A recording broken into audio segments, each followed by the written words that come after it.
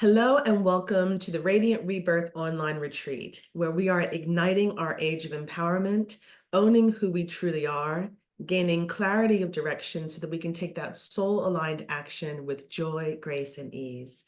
Today, I have the immense pleasure of being joined by Gina Brown. Gina is the co-founder of a successful hip streetwear and lifestyle clothing brand based in Brooklyn, New York. Gina and her husband, Steve, co-founded this brand based on their shared passions, and they've turned it into a very successful minority-owned based business. Gina, it's such a pleasure to have you here today. I am so excited. Thank you so much for having me. I'm excited too. This is such a true pleasure. Thank you. Oh, I mean, the pleasure is mine.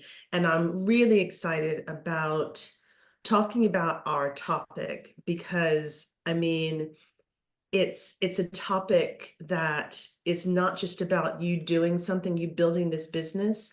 This really is about the business being you, the business being your story together. And so our theme tonight is you are the brand, allowing your brand to tell your story. And your story is really about passion. Yeah. Can you share a little bit about what it means to be your own brand? Oh, sure. Oh my gosh. I think I come from a world of thinking that or feeling that everyone is a brand, whoever, who you are, how you present yourself to the world, just your whole being is your brand. People know you. A interesting story is that my name is Gina Brown. And so where I went to school, if people call me by my full name, then I know what school I went to with them because but that's who I am. That's how I'm known, as my full name, Gina Brown. It's like one word almost. And so I feel like everyone has that same identity in some shape, form, or fashion. And because our brand, my BK Life, was really just birthed from the love of my husband and I of getting together, that's our brand. People know the clothes are secondary almost. It's about the story and how we've known each other since children in the same Brooklyn neighborhood. He lived around the corner. He was the really cute boy with the red afro. And just, we met and didn't really, we knew each other's children, that our families, the foundation was there. In college, I went away, came back, but we'd see each other, very sporadically, was nothing deep. And then as adults, he found me on Facebook. He DM'd me after life had lifed for both of us, and Wow. marriage and children. And he moved back, and I was in the midst of, trying to being separated and divorced. And we got together. He DM'd me on Facebook. I tell everyone, keep your DMs open. Like the person's there. And this was in our mid 40s, where we were still trying to, really figure out our next chapter individually. And so it was so sweet that we got together at that point in our lives, because we were both emotionally ready for that relationship. It wasn't about money. It wasn't about, we had done all those things. We were both emotionally ready. So I say all of that to say this brand, my BK Life, because it was birthed from these stories of us getting together. It was my Brooklyn life. That's what it was. I was living this still here in Brooklyn. So yeah. Wow. And that's our brand. That's our story. And I find that so phenomenal, right? You had kind of, done all the life stuff, Yes. and you're finding your footing again in your mid 40s. And then this life and love starts to unfold, and how that's, the trajectory of that Sure. just exploding. And, in our conversation before, we're really talking around the theme of passion, Yeah. right? In this phase of your life, you're finally following your passion, and how that has changed your life immeasurably. So love, business, you have some other passions that Oh, you're exploring right now as well. yeah, secretly, who knew? I thought to myself, I'm gonna try things that I had not, that I secretly wanted to do or thinking. I love watching television. I do this, just one of the things that I, truly love doing. And so, I think I would always say to myself, I think I could be an actress. I can do that. I can be up there. And then finally, after having been a previous relationship and mentioning it to that person and their negative reaction, it was always tucked away. Like, no, I'm not, I'm just going to leave that there. But my new relationship and who I'm with and who's so supportive of everything I do, when I mentioned it, I said, I think I'm going to try this acting thing. And he stopped, he paused, and he said, I think you should. That was it. And I got headshots done. And as he always says, once I got the headshots done, it was absolutely amazing. So yeah, it's been good, and great things have come from it. I'm not afraid. Maybe back then I would have been too afraid. Everything's a risk. When I think about the what it means to try these new things, it's not about the money again. I noticed that every time I'm not chasing the dollar, it's when it flourishes. And so it's not about the money, it's about me enjoying and being happy, because that's always what I've always wanted to be, just happy. That's it. That's all. That's it. Just want to be happy. Love that. Oh, it's just about being happy and being able to follow your passion, finally follow your passion Yes. and what is happening as a result of that. And I know that there will be a lot of women or even people, it's probably this is aimed mainly at women, but there may be some men watching. But there are a lot of people out there, a lot of women out there who have had that thing that they've always wanted to do that's sort of in the back of their mind that they've kind of just put on the shelf or on the back burner. And they're thinking, it's too late. It's Yes. probably too late for me. How did you just decide? Because you said I wasn't afraid. How did you overcome those fears? How did you just decide one day, do you know what? I'm going to go for it. I honestly believe this is how I feel the trajectory of my life had gone. I walked into my therapist's office one day. This was in the midst of my life being, just not chaotic, but not strong, not healthy like me, mentally and physically. And my son was young. And I walked into her one day and I said, I want to be happy. Help me be happy. Like that, like literally just those words. Because I kept thinking to myself, I don't like this feeling. I don't even think I like me, honestly. I didn't think I liked me, who I was as a person, as a friend, as a sister, a daughter, like I just don't think I liked who I was. And she stopped, she took a beat and she took a pause and she said, I can help you do that. And Oh, I think that was truly the life I have now. And I credit her for this. I've talked to her about it. And so whenever she sees little things that I'm doing, she's one of the first people that always text me, because it is just how I wanted to. It's part of my happiness. Really, it is. It's part of my happiness. And that's how I got started. I can't think of any other way of of me not being afraid anymore. Started from me wanting to be happy. oh. Right? I love that. You wanting to be happy, but it sounds like you also had the courage to say, I don't like this. I want to be happy. Um, and what drove, so there must have been a point where you just said, this is it. I'm making a choice here because I do think that being happy is a choice, right? Oh, absolutely. What made you choose you? Because that's what this feels like to me. You were choosing you. So what made you choose you? When you're raising children and you're in the thick of it, and you're in the midst of your life, and you know how you feel and you want to feel. I remember I was friends with two other women, and our children were small. We had children, we would be together, but we had labored ourselves mean, miserable, and judgmental. And I was miserable. And I was like, I don't want that title anymore. Just didn't want it, because I knew that I was starting this new life. I had separated from my first husband and I knew that I wanted this life. And so it's like, I don't want to project that label on I don't want my son to hear that his mother is this miserable woman. It was like, I'm going to choose me. I'm going to choose him. And when I choose me, he's going to come along and he's going to be happy. And I'm grateful that I chose that path for him, because when I look at who he has turned out to be. I can't but help that that choice I made back then is part of, the direction that he chose to go in. So yeah.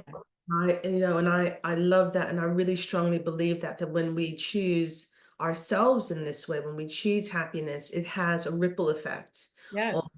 on others around us, especially, family members, children. And so it's not selfish. I was speaking with someone earlier, and she said she calls it selfing. Mm, And she said I like that. teach clients to be in the selfing phase. And so it sounds like, if I could share that from her, it sounds like you were in this really amazing selfing phase and the beauty that that's happened as a result. And so then you kind of fast forward and then you find yourself in this relationship. How did you birth the brand? Because were you doing fashion before you started the brand? No, no, not at all. No. Listen, I've lived, mother has lived. I've lived. And I've owned or tried to own businesses before in different relationships. And so when Steve came along and he has been an entrepreneur at heart, he's owned, businesses and stores and fashion things. He's always been into it back when he lived in North Carolina and before he came back up here.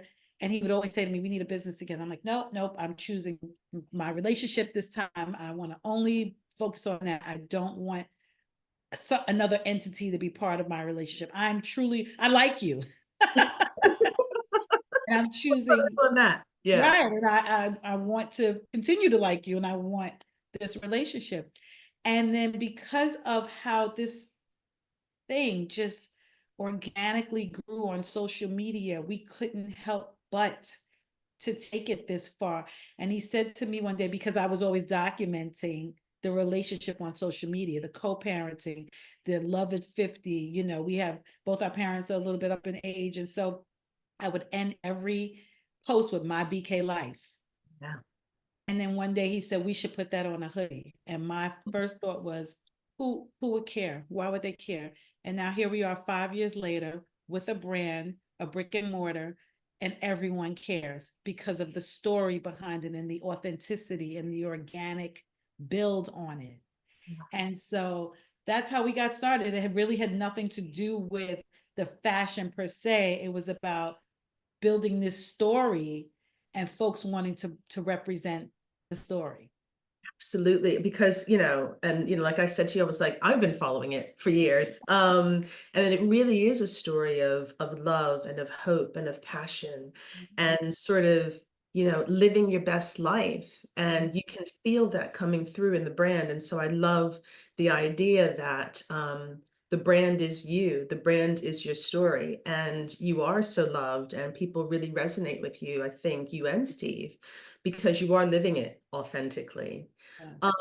Was there ever a time when you were afraid of all of the goodness? Because there's so many good things that are happening to you right now. Did it ever make you nervous, all of this good stuff that's been coming along? Absolutely. That's a true discussion in therapy. It's almost like, why me? Where's this coming from? What is my life right now? Why is this finally happening?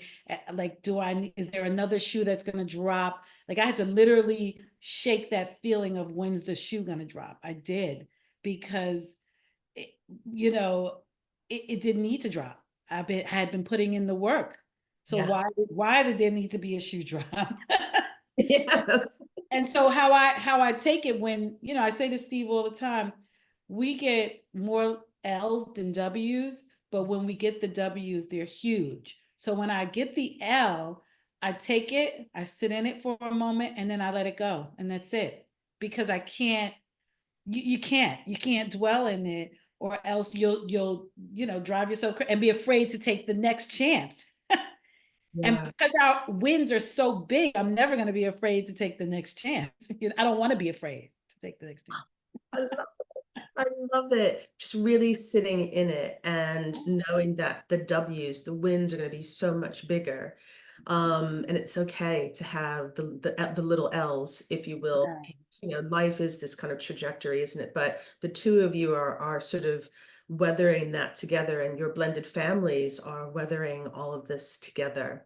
I love this so much. What do you think the next chapter could look like? Gosh. That is the $1 million question, to be quite honest. We are just taking, we have our thoughts and ideas and the goals of that we want to accomplish. But if something comes in that we weren't even thinking about, and be like, wait a minute, this makes so much more sense. Let's take that route. So it's honestly whatever the path will take us. We're okay with that. You know, we have our ideas, like I said, but we're just going to keep putting in the work. So I don't even know what that next chapter, you know, at 56, I'm ready for it. I love it. 56 in the house, we'll take it. Did you ever think if you kind of rewound your story, say 20, 30 years, did you ever think that this is where you'd be at 56? Oh my gosh. I when I think back at my life, I don't know what this life I have is right now. So no, I could not have even thought that how I live, my child being who he is, you know, my family being healthy and happy. I think you take certain things for granted. You know, the fact that I have a supportive, loving husband, man that, you know, okay, Gina, like, you know, I mean, it's like I don't think I could have ever imagined you, like I said, you take things for granted and you assume that that's going to be the way, but when you know when you start living it and you realize the realities of what it could have been, no, I don't think I've, you know. I love that. And it feels like so much of, especially this phase of your life is really based on faith and you trusting yourself, you trusting, the direction that life is taking you and just kind of just surrendering to it. It feels like this wonderful surrender that you're both doing to say, you know what, we're in this life together. Never. Did that ever feel difficult, just having faith in where you're going or just surrendering to just all of this beauty? Has that ever been a challenge? Like I said, the only time I felt like it really was a challenge was when I couldn't figure out when I not realizing that a shoe was not going to drop, Yeah. honestly. But in terms of a challenge now, and no, I feel so good about how things pan out and turn out. And like I said, if I need to pivot, I'll pivot. It's fine. I'll pivot. It's fine. I Yeah. love that. It's a cosmic pivot and you're just riding it and you're riding it together. So if we were to, I'm loving this conversation and I know you and I could talk for just hours. Um, if there were maybe three points that you would want people to really understand about maybe living their passion or living their purpose or owning who they truly are, maybe, just maybe any of the things we've covered in this conversation, what would three things be? Oh wow. So I think, like we said, you know, you're a brand, finding your brand, who you are, discovering yourself, whether it's your name, whether it's something that you're passionate about, go, go for it. That like who's gonna say no? If it doesn't work, you pivot, you figure it out, you know. But definitely finding your brand. I would say in my business or honestly in any brand, figuring out who your demographic is, if it's something that you're going to be selling an item to, who's your demo? You know, we're shocked that 65-year-old people want to wear our brand, but it makes sense because they're you know they're part of the story. You know, they love this story, whether they can relate because it's them or they can relate because they know someone. um and then just setting some goals, like set the goals and don't be afraid to set the goals and make them happen. I am a big to-do list person. And so I can give you a week's goals, I can give you a 5-year goal, like set the goals and make them happen. You know, as my mother always says to me, have a plan. That is truly my mother's.